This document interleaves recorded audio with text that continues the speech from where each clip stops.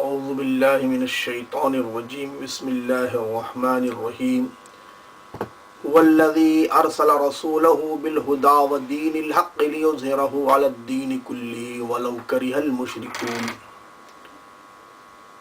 صدق اللہ العلی العظیم۔ یہ ہمارے اس درس کی 25ویں نشست ہے،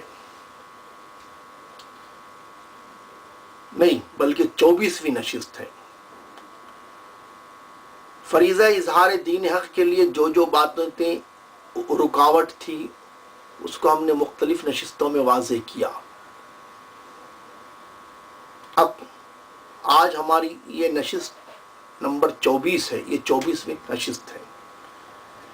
فریضہ اظہار دین حق کے لیے آدمی کے اندر ایک صفت کا ہونا بہت ضروری ہے۔ وہ کیا ہے؟ عصبیت سے پاک ہونا۔ عصبیت، تعصب۔ آدمی میں اگر تعصب ہوگا تو وہ فریضہ اظہار دین حق کو انجام نہیں دے سکتا۔ اور یہ ایسی چیز ہے، عصبیت یا تعصب، یہ کبھی کسی کے اندر علاقائی عصبیت ہوتی ہے، کبھی وطنی عصبیت ہوتی ہے، کبھی قبائلی عصبیت ہوتی ہے، کبھی جماعتی عصبیت ہوتی ہے، کبھی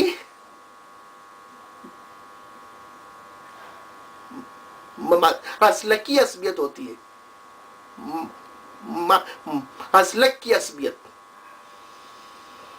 یہ سب عصبیت بڑی خطرناک ہے۔ کبھی وطنی عصبیت، علاقائی عصبیت، قبائلی عصبیت اور جماعتی عصبیت، مکتب فکر کی عصبیت، مکاتب فکر کی عصبیت یا مکتب فکر کی عصبیت، اور اپنے مسلک کی عصبیت، مسلکی عصبیت۔ یہ ایسی چیز ہے، آپ کا اگر مطالعہ حدیث پر، تاریخ پر، سیرت پر، تفسیر پر اگر ہوگا،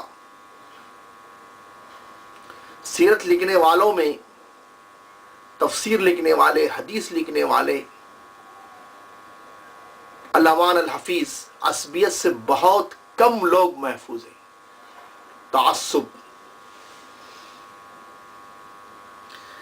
ایسے محدثین بھی گزرے ہیں، ہم ان کا نام نہیں لینا چاہتے چونکہ وہ ان کی بڑی خدمات ہیں اور امت میں ان کا ایک بڑا مقام ہے، آفتاب و مہتاب کی حیثیت رکھتے ہیں امت کے اندر۔ امام ابو حنیفہ رحمۃ اللہ علیہ کے مسلک کی کوئی حدیث اگر تائید کرتی ہے، اس کو لے جا کر ایسی جگہ نقل کرتے ہیں جہاں پر آدمی کا ذہن پہنچتا ہی نہیں، اور وہی اگر ان کے مسلک کی تائید کی حدیث ہے تو بہت پرزور حدیث، بہت پرزور نقل کرتے ہیں۔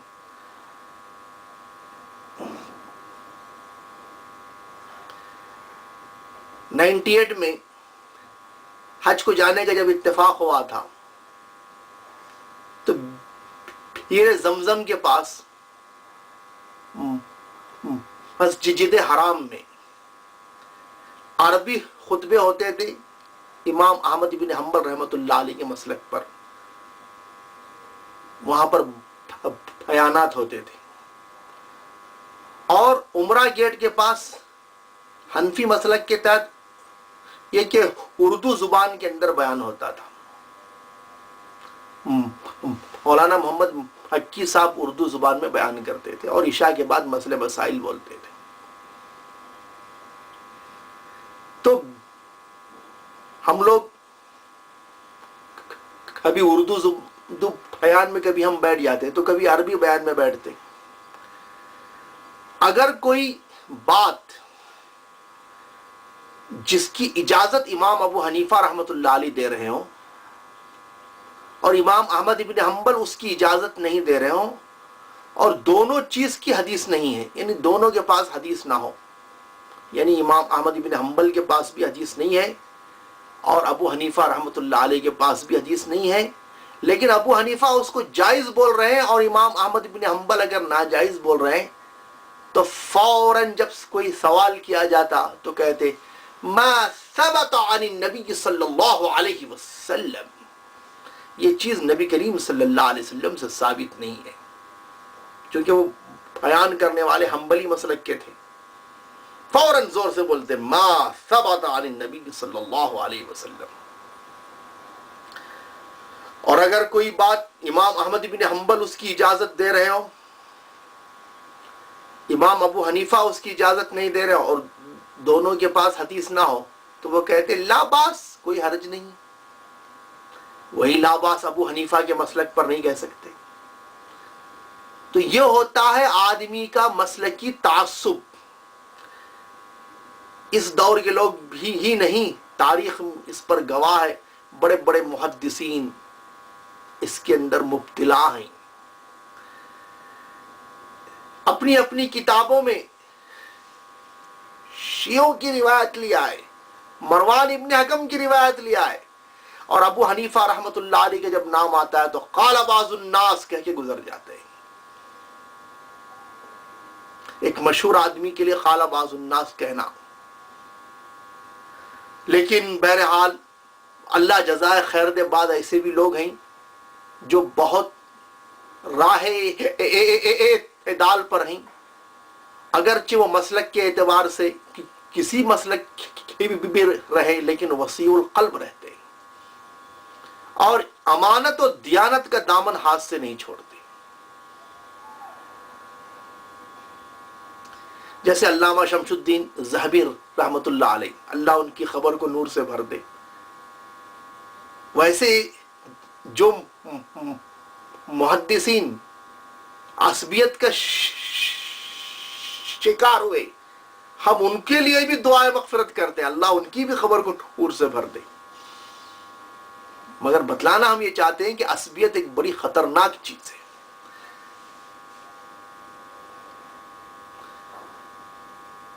اسی لیے آدمی کو عصبیت سے پاک ہونا چاہیے، تعصب سے پاک ہونا چاہیے۔ میں میرا ذاتی تجربہ بتلاتا ہوں، ویسے بہت سارے واقعات ہیں۔ ایک شخص نے مجھ سے سوال کیا کہ آفس میں مجھے فلاں آدمی بہت پریشان کرتا ہے اسلام کے بارے میں، میں اسے اسلام کی دعوت دینا چاہتا ہوں، لیکن میں اس کے لیے کوئی کتاب آپ کے پاس ہے تو بولیے، وہ کتاب میں اس شخص کو دے دوں گا۔ ایک آدمی مسلمان نہیں ہے لیکن اسلام کے بارے میں بہت کچھ سوالات کرتا ہے اور پریشان بہت کر رہا ہے، تو میں اسلام کی دعوت دینا چاہتا ہوں۔ تو میں نے کہا بہت اچھی بات ہے۔ میں نے ان کو کہا کہ مولانا سید ابو العالم مودودی رحمت اللہ علیہ کی رسالہ دینیات دے دو۔ میں نے کہا مولانا سید ابو العالی مودودی رحمت اللہ علیہ کی رسالہ دینیات دے دو، اس کا ترجمہ تمام زبانوں میں ہوا ہے اور یہ غیر مسلم کو اسلام پیش کرنے کے لیے بہترین کتاب ہے۔ اور انہوں نے غیر مسلموں کا ذہن رکھتے ہوئے کہا۔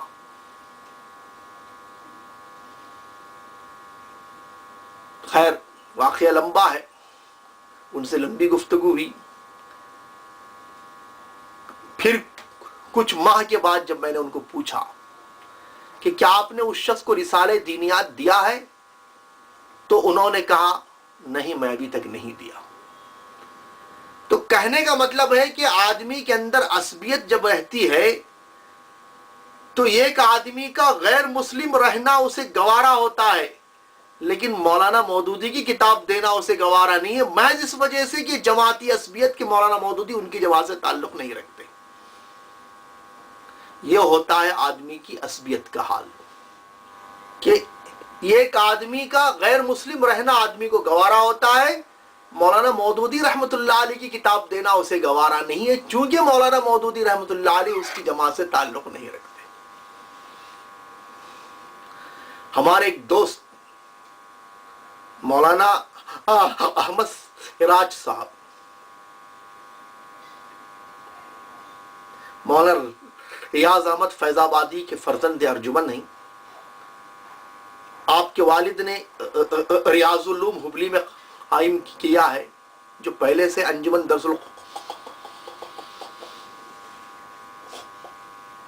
قرآن کے نام سے کیم اسماعیل بھٹکلی صاحب نے قائم کیا تھا، اور ان کے والد صاحب کی رد قادیانیت پر بڑی خدمات ہیں۔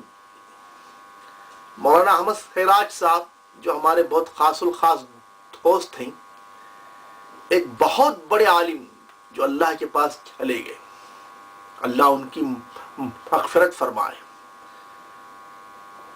ان سے سوال کیا کہ آپ جماعت اسلامی میں، یعنی آپ کا شمار بھی ان 75 علماء میں ہے جو 75 علماء کو مولانا مودودی نے 1941 میں سرزمین لاہور میں، یعنی غیر منقسم ہندوستان کے اندر، مولانا سید ابو العلا مودودی رحمۃ اللہ علیہ نے غیر منقسم ہندوستان کے 75 علماء کو جمع کیا تھا۔ اس کے اندر آپ کا بھی شمار ہے، آپ اس میں شامل تھے، بعد میں اس کے بعد وہاں سے نکل گئے۔ یہ بتائیے کہ مولانا سید ابو العلا مودودی رحمۃ اللہ علیہ نے اپنا دستور کو بدلا نہیں ہے، جو دستور اس وقت تھا، جو سارے علماء کی موجودگی میں لکھا گیا تھا، وہی دستور آج بھی رکھا ہے، وہ دستور بدلا نہیں ہے۔ پھر جماعت اسلامی کو چھوڑنے کی وجہ کیا ہے؟ سوال بڑا جاندار تھا، بہت بڑی شخصیت ہے۔ انہوں نے جواب دیا، ہمارے حضرت نے کہا ساتھ چھوڑ دو، ہم ساتھ چھوڑ دیے، بس ختم۔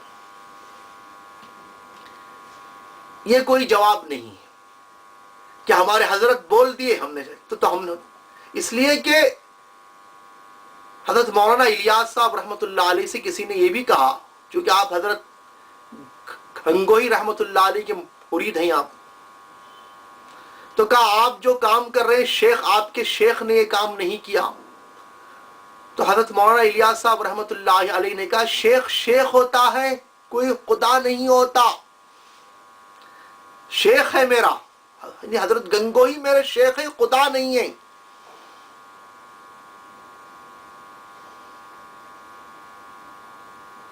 تو مطلب یہ ہوتا ہے کہ آدمی اپنے حضرت کا اتنا بھی معتقد نہیں ہونا چاہیے کہ بات صحیح کہے یا غلط کہے، ہر حال میں اس کی بات کو مان لے۔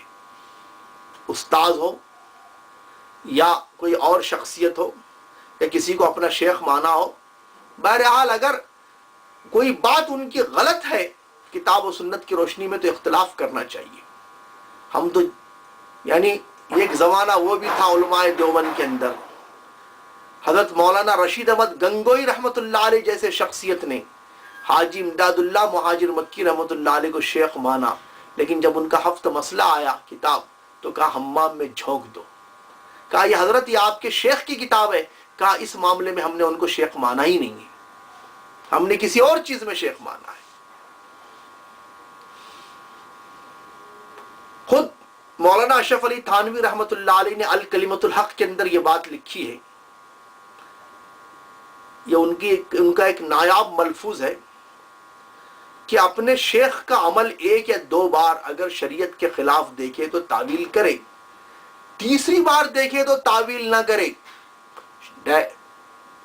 تو یہ ہے ہمارے اکابر کی بات کہ تیسری بار دیکھے تو شریعت پر عمل کرے۔ اتخذوا احبارهم ورهبانهم اربابا من دون اللہ کے تحت مولانا اشرف علی تھانوی رحمۃ اللہ علیہ نے یہ بھی لکھا ہے کہ اس میں اس بات کا رد ہے جو خصوص کے مقابلے میں بزرگوں کے اقوال سے تمسک کرتے ہیں۔ تمسک کے معنی دلیل پکڑنا، اس میں اس بات کی تردید ہے اس آیت کے اندر۔ تو بہرحال یہ ہوتی ہے عصبیت کہ صرف اپنی بات یا اپنی جماعت یا اپنے بڑے کی بات کو مان لینا، دوسرے کی طرف نظر اٹھا کے نہ دیکھنا۔ مولانا یہ عصبیت کی اسلام اجازت ہرگز نہیں دیتا ہے. عصبیت سے پاک ہونا چاہیے. تعصب بڑے نقصانات اس کے ہیں، اور آدمی کتمان حق بھی کرتا ہے، تلبیس یعنی اور حق کو چھپاتا بھی ہے. اور ولا تلبسوا الحق بالباطل کے تحت یہ کہ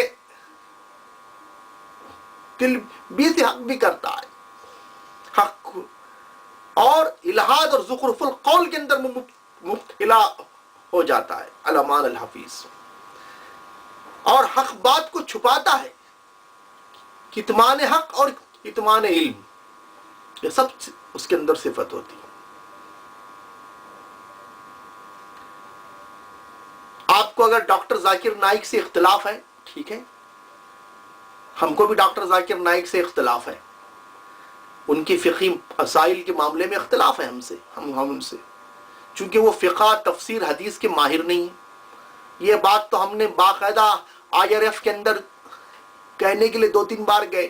پھر ہمارے دوست مولانا احمد سراج کے ذریعے ہم نے یہ بات پہنچائی کہ آپ اس معاملے میں یہ کہ علماء کو رکھیں. اور اس وقت پیس ٹی وی کے اندر بہت سارے علماء آتے بھی ہیں، اچھی بات ہے، لیکن اس کا یہ مطلب نہیں ہے کہ آپ کو ڈاکٹر ذاکر نائک سے اختلاف ہے تو آپ اس کے غیر مسلم میں دعوتی کام کی مخالفت بھی کریں. یا اس کی اسلام کہاں آپ کی اجازت دیتا ہے؟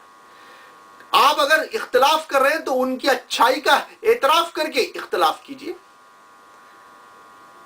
غیر مسلم میں دعوتی کام، ارے ایک شخص غیر مسلموں کے سامنے ان کے وید کو پیش کرتا ہے، بائبل کو پیش کرتا ہے، سب چیزوں کو پیش کر رہا ہے، اس کے بعد ہر کتاب کے کو یہ ثابت کرتا ہے کہ یہ کتاب چینج ہو چکی ہے، اور قرآن اٹھا کر یہ بولتا ہے کہ یہ وہ کتاب ہے جو کبھی چینج نہیں ہوئی ہے، اور پھر اسلام کو ثابت کرتا ہے. اس کی وہ جرات اور اس کی ہمت کی داد دیجیے. بعد میں آپ اختلاف کیجئے اس کے لباس، اس کے ٹائی وغیرہ. ویسے تو آج کل وہ اس لباس کے اندر بھی آ رہا ہے، یعنی جبہ کے اندر بھی آ رہا ہے، کیونکہ یہ لباس جو ہے نا اللہ والوں کا لباس ہے، لیکن اس لباس سے انسان بہت کچھ دھوکہ بھی دیتا ہے. یہ لباس بہت کچھ سے آدمی دھوکہ بھی دیتا ہے، اور جو ہے اچھے لوگوں کا بھی لباس ہے.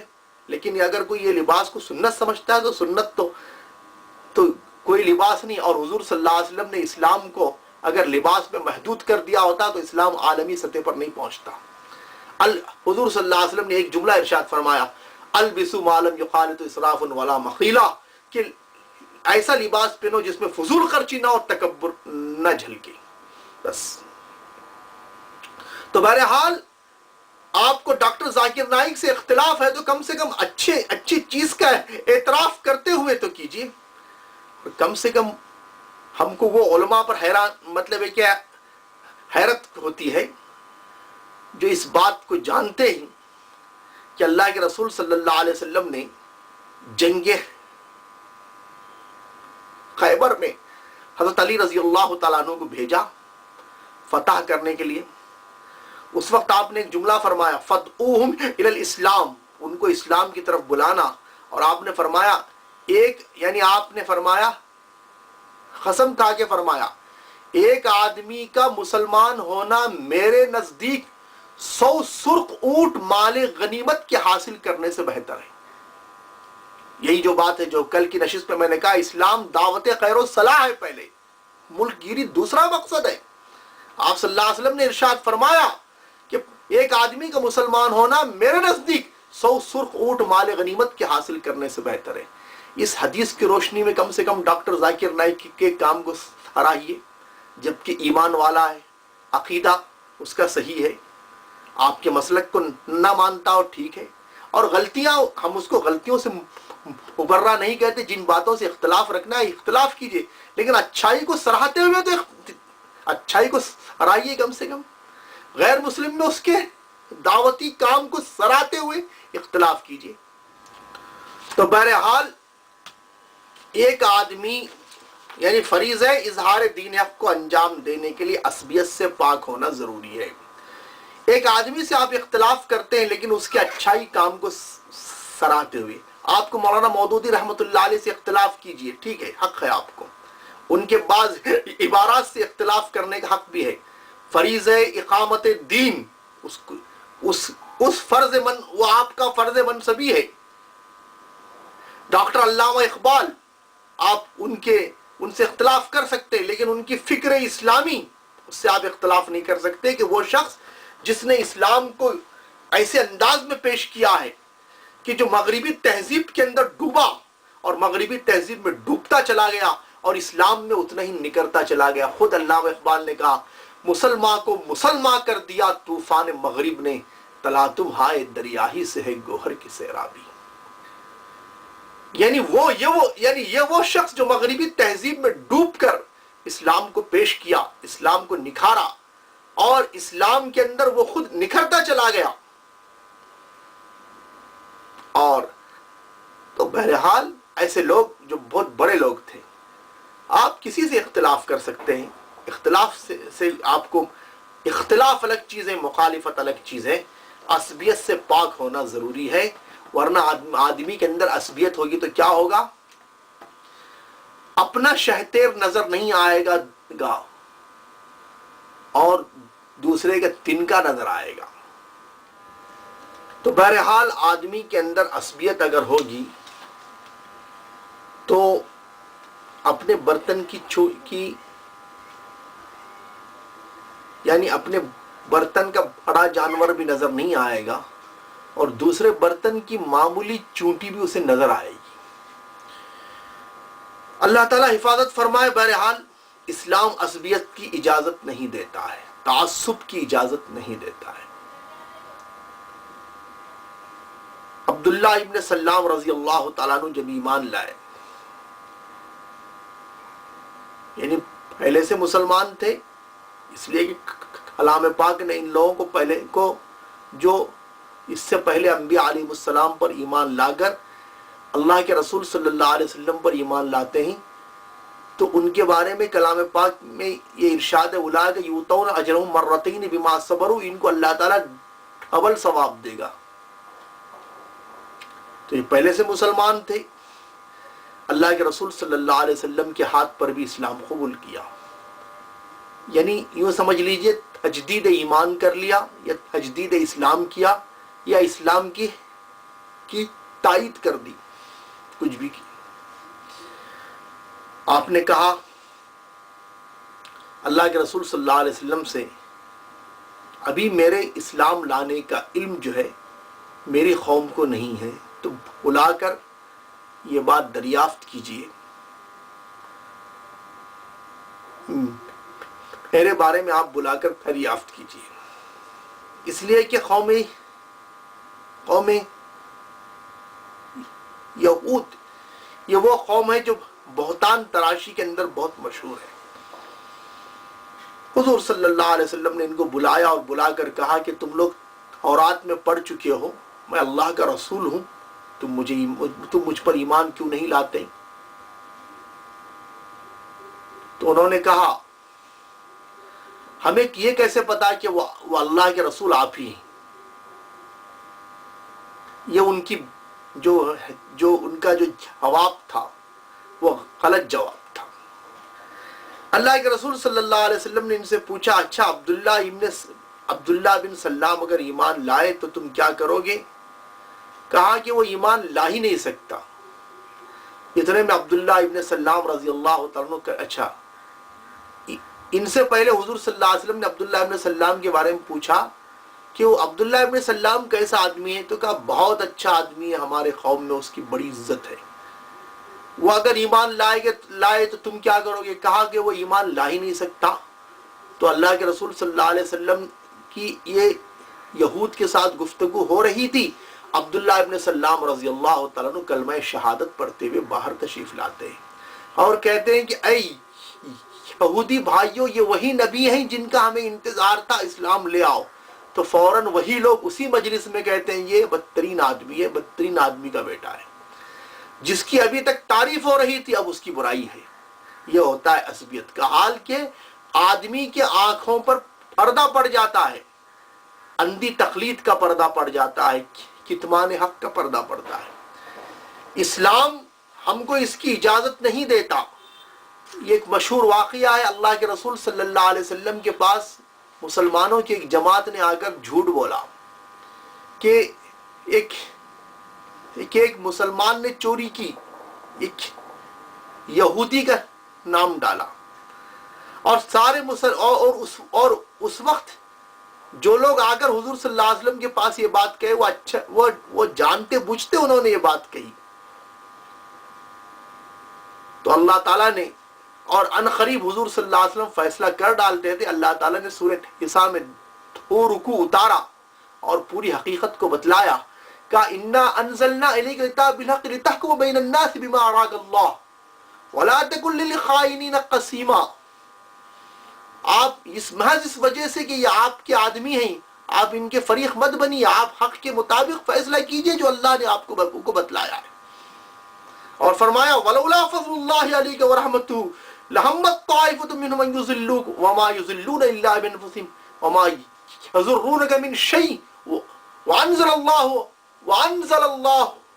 علیک الکتاب والحکمۃ وعلمک ما لم تکن تعلم وکان فضل اللہ علیک عظیما۔ یعنی اگر اللہ کا فضل نہ ہوتا آپ پر، اس کی رحمت نہ ہوتی، تو ایک جماعت آپ کو راستے سے بہکانے کا ارادہ کر چکی تھی، یعنی آپ سے غلط فیصلہ کروا دیتی، اور اللہ نے آپ کو وہ علم سکھایا جو آپ نہیں جانتے تھے۔ یہ اللہ کا بہت بڑا فضل ہے۔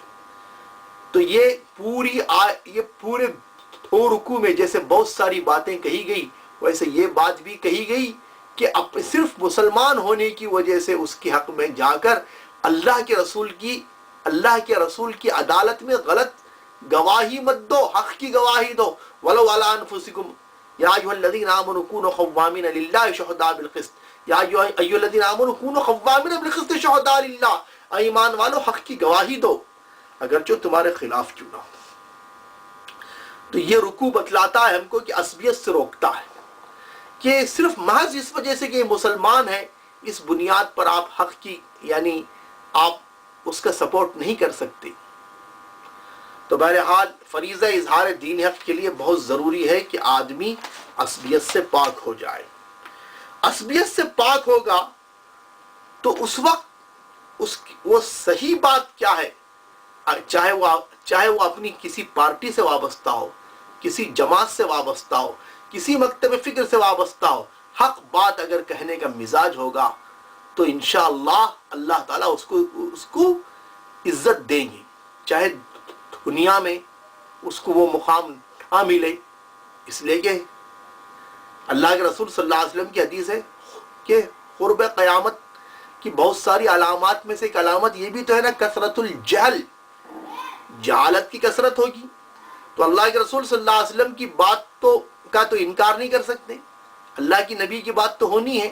جب جہالت کی کثرت ہوگی تو اس کو تو جو آدمی حق بولتا ہے اس کو اس دنیا میں اس کے خلاف فتویٰ بازی بھی لگ سکتی ہے، اور اس کو اس دنیا میں وہ مقام نہیں ملتا جو ملنا چاہیے۔ لیکن اگر اس کی نظر اس حدیث پر ہے جس کو امام ترمذی رحمۃ اللہ علیہ نے ابواب البر میں نقل کیا ہے، وہ یہ ہے جس کو عائشہ صدیقہ رضی اللہ تعالیٰ عنہ نے روایت کیا، من التمس رضا اللہ بسخط الناس کفاہ اللہ مونۃ الناس ومن التمس رضا الناس بسخط اللہ وکلہ اللہ الی الناس۔ جو آدمی اللہ کو راضی کرنا چاہے، لوگوں کو ناراض کر کے بھی اللہ کو اللہ کو راضی کرنا چاہے، یعنی وہ حق بات، یعنی مطلب اس کی حق بات کہنے کی وجہ سے لوگ ناراض ہو رہے ہیں، مگر اس کا مقصد صرف اللہ کی رضا ہے، اللہ اس آدمی کی لوگوں کے ظلم سے حفاظت کرے گا۔ اور جو لوگوں کو راضی کرنا چاہتا ہے اللہ کو ناراض کر کے اللہ اسے لوگوں کے حوالے کر دے گا، وہ لوگوں کی ذہنی غلامی کے اندر مبتلا ہو جائے گا، اور جیسا چاہے اور لوگ اس پر جیسا چاہیں گے اس کے اوپر حکومت کریں گے۔ تو بہرحال آدمی اگر تعصب نہیں ہے تو وسعت قلبی اس کے اندر ہوگی، وہ تنگ نظری سے پاک ہوگا۔ تو فریضہ اظہار دین حق ادا کرنے کے لیے یہ ضروری ہے آپ کو کہ آپ کے اندر عصبیت نہ ہو، اور تنگ نظری سے بری ہونا یہ فریضہ اظہار دین حق کے لیے ضروری ہے کہ تنگ نظری سے بری ہونا، وسیع القلب ہونا. حضرت مولانا الیاس صاحب رحمۃ اللہ علیہ نے ملفوظ نمبر 47 میں لکھا ہے کہ تبلیغ کے کام کرنے والوں کے قلب میں وسعت چاہیے، اس لیے کہ اللہ کی رحمت وسیع ہے. جب قلب کے اندر یہ کہ وسعت ہوگی تو اللہ کی رحمت بھی وسیع ہے، تو اللہ کی رحمت متوجہ ہوگی. حضرت مولانا الیاس صاحب رحمۃ اللہ علیہ نے جو بات کہی کہ اللہ کی رحمت وسیع ہے، اس بات کو اللہ تعالیٰ نے کلام پاک کے اندر کہا ہے. مثلا سورہ اعراف کی آیت نمبر 156 157 اور سورہ مومن کی آیت نمبر 7 میں اس بات کی وضاحت ہے کہ آدمی اگر وسیع القلب ہوگا تو دوسروں کی چیز کو بھی سراہے گا، اور اپنی اور حق بولنے کی جرات ہوگی تو اپنے آدمی کی غلطی بھی شریعت کے حدود میں رہ کر کے وہ بتلائے گا. تو بہرحال فریضہ اظہار دین حق کے لیے آدمی کو وسیع القلب ہونا چاہیے. جب وسیع القلب ہوگا تو اللہ کی رحمت کی طرف اس کی نظر ہوگی اور اللہ کی رحمت اس کی طرف متوجہ ہوگی. جب آدمی وسیع القلب ہوگا تو اللہ کی وسعت رحمت کی طرف بھی اس کی نظر ہوگی. اب آئیے ہم آپ کے سامنے سورہ اعراف کی آیت نمبر 156 اور 157 اور سورہ مومن کی آیت نمبر 7 آپ کے سامنے تلاوت کرتے ہیں. سورہ اعراف کی آیت نمبر 156 اور 157 میں جہاں اللہ تعالیٰ نے یہ بات کہی، یہ اصل میں حضرت موسیٰ علیہ السلام کی دعا ہے، اور اس دعا کا جواب اللہ تعالیٰ نے دیا ہے. یعنی حضرت موسیٰ علیہ السلام نے یہ دعا کیا جو اس سے پہلے سورہ اعراف کی آیت نمبر 155 کے اندر اللہ تعالیٰ نے اس کا ذکر کیا. انت ولینا فاغفر لنا وارحمنا وانت خیر الغافرین واکتب لنا فی هذه الدنیا حسنۃ وفی الآخرہ انا ہدنا الیک. یہاں حضرت موسیٰ علیہ السلام نے دعا کیا، اے اللہ تو ہی ہمارا نگہبان ہے، تو ہم کو معاف کر اور ہم پر رحم کر، تو ہی بہترین معاف کرنے والا ہے، اور ہم کو اس دنیا میں بھی ہمارے بھلائی لکھ اور یہ کیا آخرت میں بھی بھلائی لکھ. انا ہدنا الیک، بے شک ہم تیرے ہی طرف یعنی تیرے راستے پر ہی چلنے والے. تو اللہ تعالیٰ نے جواب میں کہا قال عذابی اصیب به من اشاء ورحمتی وسعت كل شيء فساكتبها للذين يتقون ويؤتون الزكاة والذين هم بآياتنا يؤمنون. اللہ نے کہا میرا عذاب جس پر چاہتا ہوں میں بھیجتا ہوں، اور میری رحمت تو ہر ایک پر وسیع ہے. ورحمتی وسعت كل شيء، اللہ کی رحمت تو بھائی ہر ایک پر وسیع ہے. اس دنیا میں اللہ تعالیٰ ہر ایک کو چھوٹ دے رکھا ہے. فَسَاكْتُبَا لِلَّذِينَ يَتَّقُونَ، میں اپنی وسیع رحمت کو لکھوں گا ان لوگوں کے لیے جو اللہ سے ڈرتے ہیں، وَيُؤْتُونَ الزَّكَاةَ اور زکوٰۃ دیتے ہیں، وَالَّذِينَ هُمْ بِآيَاتِنَا يُؤْمِنُونَ اور جو ہماری آیتوں پر ایمان رکھتے ہیں. الَّذِينَ يَتَّبِعُونَ الرَّسُولَ النَّبِيَّ الْأُمِّيَّ الَّذِي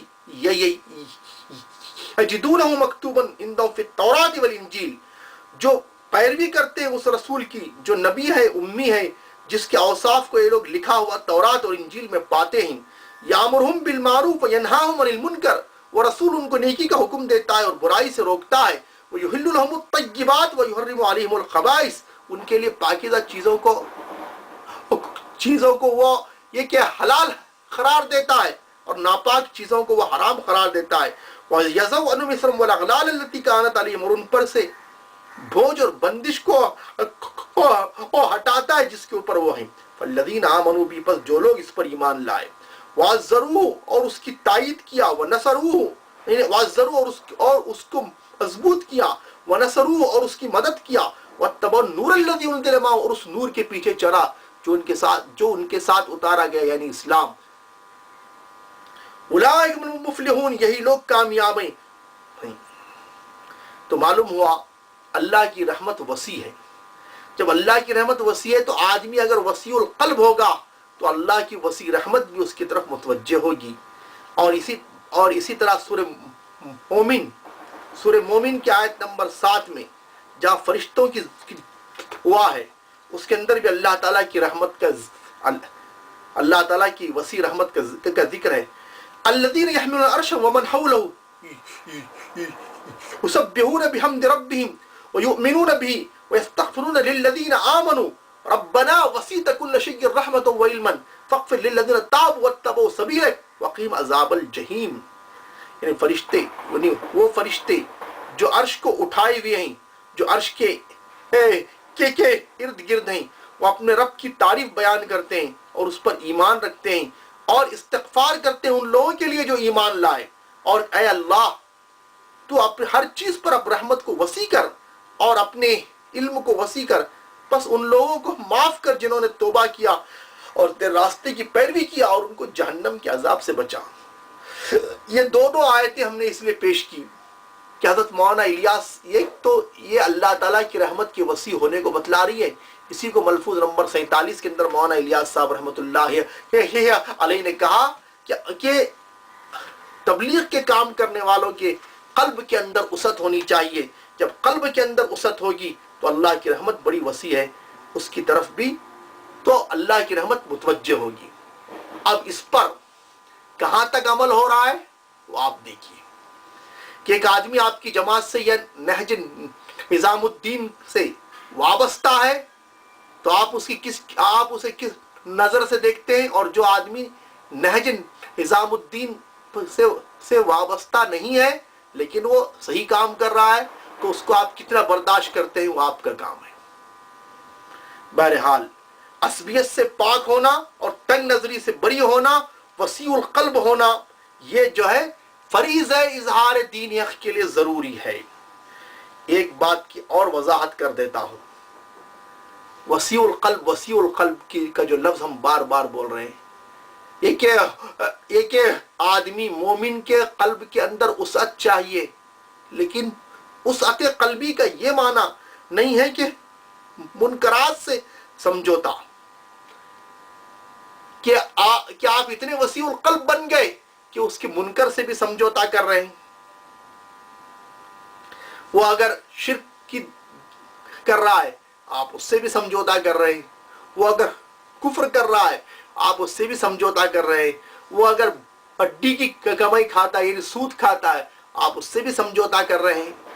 ایسے وسیع القلب بھی نہیں ہونا چاہیے کہ وہ اپنی بیٹی قادیانی کو دے رہا ہے جو مسلمان نہیں ہے، آپ وسیع القلب ہیں اس کے ساتھ. یہ معنی وسیع القلب کے ہرگز نہیں ہے.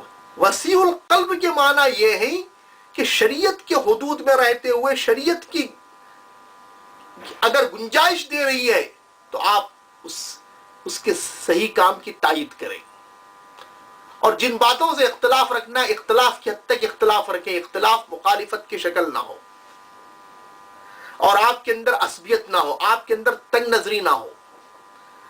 یہ معنی ہے وسیع القلب کے. یہ معنی وسیع القلب کی نہیں جیسے آج کل کا مزاج ہو رہا ہے کہ مرنج، کسی کو تکلیف مت دو. کوئی اگر شرک کر رہا ہے کرنے دو، کفر کر رہا ہے کرنے دو. وسیع القلب کی یہ معنی ہرگز نہیں ہے کہ منکرات سے سمجھوتا ہے. ایسے وسیع القلب کی اسلام اجازت نہیں دیتا ہے. وَدُّوا لَوْ تُدْهِنُ فَيُدْهِنُونَ. یہ لوگ آپ کو ڈھیلا کرنا چاہتے ہیں اور تمنا کرتے کفار کہ آپ ڈھیلا ہو جائیں. اگر ایسا وسیع القلب آدمی ہو گیا کہ ہر منکر سے سمجھوتا کر لیا، ہر برائی سے سمجھوتا کر لیا، نہیں انل منکر کے فریضے کو ترک کر دیا، تو اس کا نام مداہنت فی الدین ہے اور یہ بالکل حرام ہے. ایک ہے مداہنت فی الدین اور ایک ہے مدارات. شیخ الاسلام علامہ شبیر احمد عثمانی رحمۃ اللہ علیہ نے اسی آیت کے تحت مختصر سا جملہ لکھا ہے کہ مداہنت اور مدارات دونوں میں بہت فرق ہے، اور مداہنت فی الدین یہ مذموم ہے یعنی برائی ہے، اور مدارات یعنی اچھا سلوک اس کی تو اسلام اجازت دیتا ہے، وہ محمود ہے. تو وسیع القلب کا یہ معنی ہرگز نہیں ہے کہ آپ उदाहिनत फिद्दीन के अंदर मुब्तला हो जाए। फरीज़ा इजहार दीन हक़ को अंजाम देने के लिए ये ज़रूरी है कि आपके अंदर उदाहिनत फिद्दीन ना हो, और उदारात मसलन अच्छे सलूक करना, तो आपको इस्लाम कहता है कि आप किसी काफिर के साथ भी अच्छा सलूक करें। आपका पड़ोसी काफिर है, उसके साथ भी अच्छा सलूक करें। आपका कारोबार ही है और आपका किसी काफिर से लेन देन है आपका, तो उसके साथ भी अच्छा सलूक करें। अमानत और दियानत जैसे मुसलमान के साथ अच्छे आपको करनी है, वैसे कुफ्फार के साथ भी ईमानी है। अखलाक की तालीम देता है इस्लाम, खुल्क़ हसन की भी, खुल्क़ करीम की भी, खुल्क़ अज़ीम की भी। तो उदारात फिद्दीन अलग है और उदाहिनत फिद्दीन अलग है। कि ये नहीं है कि वसीउल क़ल्ब की ये माना नहीं है कि आप ऐसे हो जाए कि चलो हम उधर को हवा हो इधर की, या आदमी के अंदर कोई मुनकर है तो आप उसे समझौता करने का मिजाज पैदा हो जाए। बल्कि वसीउल क़ल्ब के ये माना है कि शरीयत की रोशनी में आपको वसीउल क़ल्ब बनना है। ये नहीं है कि आप अपनी मर्जी के मुताबिक वसीउल क़ल्ब बनना। तो बहरहाल इस्लाम को जो वसीउल क़ल्बी मतलूब है वो ये है कि दायरे शरीयत में रहकर आप वसीउल क़ल्ब बने, वरना वैसा वसीउल क़ल्ब कि भाई उनके साथ समझौता कर लो, जैसा आजकल का मिजाज है कि कुफ्र से भी समझौता, बातिल से समझौता, हक से भी समझौता, बातिल से भी समझौता।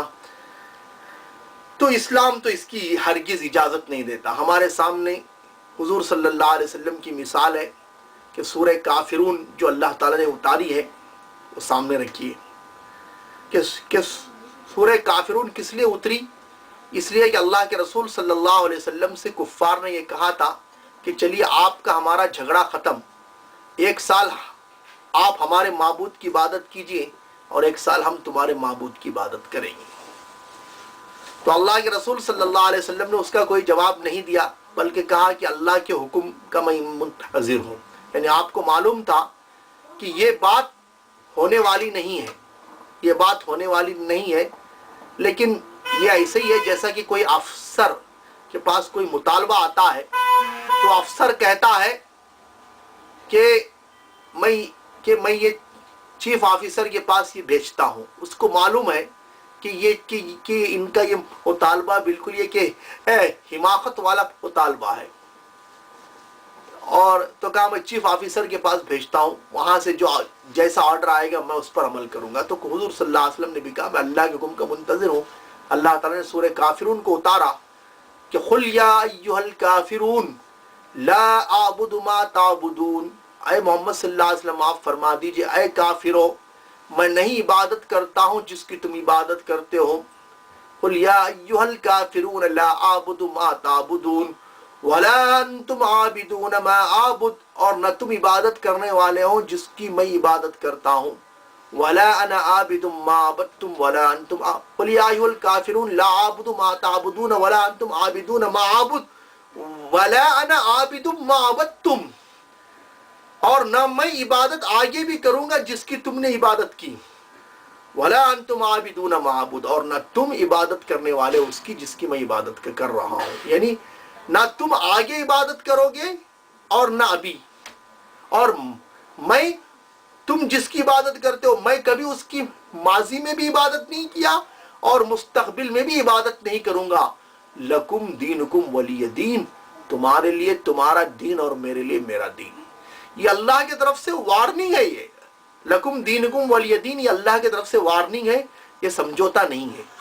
क्योंकि इसलिए कि इस आयत को बाद सियासी लीडर अपने मतलब के लिए इस्तेमाल करते हुए कहते हैं कि इस्लाम खुद हमको सेकुलर बनने के लिए कहता है। लकुम दीनुकुम वलिय दीन, देखो हम तुम्हारे दीन से प्यार करते हैं, तुम हमारे दीन से प्यार करो, या तुम हमारे दीन पर चलो हम तुम्हारे दीन पर चलते हैं। नऊज़ बिल्लाह मिन ज़ालिक, ये इस आयत का हरगिज मतलब नहीं, ये अल्लाह की तरफ से वार्निंग है। इसीलिए मौलाना शफी थानवी रहमतुल्लाह अलैह ने इसका तर्जुमा किया कि लकुम दीनुकुम वलिय दीन का, कि तुम्हारे लिए तुम्हारा बदला और मेरे लिए मेरा बदला। क्योंकि दीन के माना چونکہ ہم واضح کر چکے ہیں کہ دین کے 4 معنی ہیں: غلبہ، قوت، اقتدار، اطاعت، عبادت، بندگی، طریقہ، ضابطہ، شریعت، اور جزا. اور جزا کے معنی بدلہ، چاہے وہ ثواب کی شکل میں ہو یا عذاب کی شکل میں ہو، تو بدلہ. تو لکم دینکم ولی دین کا مطلب تمہارے لیے تمہارا بدلہ اور میرے لیے میرا بدلہ، یعنی تمہارا بدلہ جہنم اور میرا بدلہ جنت. کہ میری جو عبادت ہے وہ صرف اللہ کی ہے، ایک اللہ کے سوا میں کسی کی عبادت نہیں کرتا، اور تمہاری عبادت کے اندر شرک ملا ہوا ہے، تمہاری عبادت سے میں کبھی سمجھوتا نہیں کر سکتا. تو مولانا شفیع تھانوی رحمۃ اللہ علیہ نے ترجمہ کیا تمہارے لیے تمہارا بدلہ اور میرے لیے میرا بدلہ. شاہ عبد القادر رحمۃ اللہ علیہ نے اس کا ترجمہ کیا تمہارے لیے تمہاری راہ اور میرے لیے میری راہ. اس کا یہ مطلب ہرگز نہیں ہے لکم دینکم ولی دین کا کہ تم میرے دین سے سمجھوتا کرو، میں تمہارے دین سے سمجھوتا کرتا ہوں. یہ ہرگز نہیں ہے. اسلام ایسی وسیع القلبی کی ہرگز اجازت نہیں دیتا، اور آج کل لوگ ایسے وسیع القلب بننا چاہتے ہیں، اور بعض لوگ اس میں ستم بالائے ستم، یہ کہ صلح حدیبیہ کی مثال پیش کرتے ہیں کہ دیکھو حضور صلی اللہ علیہ وسلم نے صلح حدیبیہ کے اندر ان لوگ آپ یعنی کفار کی شرط کو بھی منظور کر لیا کہ اگر یہ کہ ہمارا آدمی اگر آپ کے پاس جائے تو آپ اس کو واپس بھیجیں گے، لیکن آپ کا آدمی ہمارے پاس آئے گا تو ہم اسے واپس نہیں بھیجیں گے. اتنی بڑی شرط کو بھی آپ نے منظور کر لیا. حضور صلی اللہ علیہ وسلم نے منظور کیا. کیوں منظور کیا؟ اس لیے کہ جو آدمی حضور صلی اللہ علیہ وسلم کو چھوڑ کر کفار سے جا کر ملتا ہے اس کا اسلام سے کوئی تعلق ہی نہیں، وہ تو کافر ہے. تو ان کے بارے میں سوچنا ہی کیا ہے. لیکن اگر مسلمان اگر ان کا آدمی اگر حضور صلی اللہ علیہ وسلم سے ملتا ہے تو مسلمان ہوتا ہے، تو وقتی طور پر اس کے لیے یہ حالات ہیں، بعد میں اللہ کے تعالیٰ ان کے لیے کوئی راستہ نکالے گا. تو مطلب یہ ہے کہ اللہ رب العزت پھر راستہ ان کے لیے نکالیں گے. تو یہ کوئی سمجھوتا نہیں ہے. تو بہرحال اللہ کے رسول صلی اللہ علیہ وسلم نے کہیں بھی کفر و شرک سے سمجھوتا نہیں کیا ہے، اور کہیں بھی منکرات سے سمجھوتا نہیں کیا ہے. قانون کے نفاذ میں آپ نے تاخیر بھی کی، جیسا کہ عبداللہ بن ابی مستحق قتل تھا، واجب القتل تھا. عمر رضی اللہ تعالیٰ عنہ کے کہنے پر آپ نے ایک وقتی مصلیت کے تحت اجازت نہیں دی، وہ الگ بات ہے. پھر بعد میں ایسے حالات آ گئے کہ حضور صلی اللہ علیہ وسلم کا ایک اشارہ اس کے لیے کافی تھا، پھر بھی رحمت للعالمین نے اس کو قتل کا حکم نہیں دیا. حضور صلی اللہ علیہ وسلم نے جہاں پر اللہ تعالیٰ نے گنجائش رکھی وہیں پر آپ نے رعایت کی، اور جہاں گنجائش نہیں ہے اس کی رعایت نہیں کی. تو وسیع القلب ہونے کا یہ ہرگز مطلب نہیں ہوتا ہے کہ ہر باطل سے سمجھوتا کر لیا جائے اور ہر کفر و شرک کو گلے سے لگایا جائے. یہ وسیع القلبی کا ہرگز مطلب نہیں ہے. آدمی بعض دفعہ اس کے اوپر اضطراری کیفیت اگر آ گئی، الا من اکرہ وقلبہ مطمئن بالایمان، اگر کسی کی جان خطرے میں اور اس کا قلب ایمان پر مطمئن ہے اور اس کی زبان سے بالاکراہ یعنی زبردستی کفر یا کلمہ کہلوایا جا رہا ہے، وہ تو معاف ہے. اور اگر وہ اس وقت بھی اگر وہ نہیں کہتا اور جان دے دیتا ہے تو عزیمت کا مقام ہے. چونکہ حضرات صحابہ کرام کے اندر ایسی دونوں مثالیں ملتی ہیں کہ حضرت عمار بن یاسر رضی اللہ تعالیٰ عنہ آئے اور آ کر روئے، کہا زبردستی کفار نے مجھے کہلوایا. تو اللہ تعالیٰ نے یہ آیت اتاری کہ الا من اکرہ وقلبہ مطمئن بالایمان ولکن من شرح بالکفر صدرا فعلیہم غضب من اللہ. جو کفر کو دل سے چاہتا ہے اللہ کا اس پر غضب ہے، لیکن باطل سے سمجھوتا کرنے کی اسلام ہرگز اجازت نہیں دیتا. تو بہرحال آج کی اس نشست میں یہ ہماری 24ویں نشست ہے. اس میں ہم نے یہ بات واضح کی کہ فریضہ اظہار دین حق کو انجام دینے کے لیے آدمی کو وسیع القلب ہونا چاہیے، عصبیت سے پاک ہونا چاہیے، تنگ نظر نہیں ہونا چاہیے، اور وسیع القلبی سے اللہ کی رحمت متوجہ ہوتی ہے. یہ ساری باتیں ہم نے پیش کی. لیکن وسیع القلبی کا یہ معنی بھی ہرگز نہیں ہے کہ ہر منکر سے سمجھوتا ہو، ہر باطل سے سمجھوتا ہو. یہ بھی نہیں، یہ اس بات کی وضاحت کیا. اور مداہنت فی الدین یہ بالکل یہ کہ حرام ہے، اور یہ کہ مدارات کی اسلام اجازت دیتا ہے. اس کے بعد کل انشاءاللہ کل کی نشست میں اور کچھ باتیں جو فریضہ اظہار دین حق کو انجام دینے کے لیے ضروری ہیں وہ ہم اور بتائیں گے. وہ ہماری 25ویں نشست ہوگی. اب دعا فرمائیے کہ جو باتیں کہی گئی ہیں اللہ تعالیٰ اس پر عمل کرنے کی توفیق نصیب فرمائے.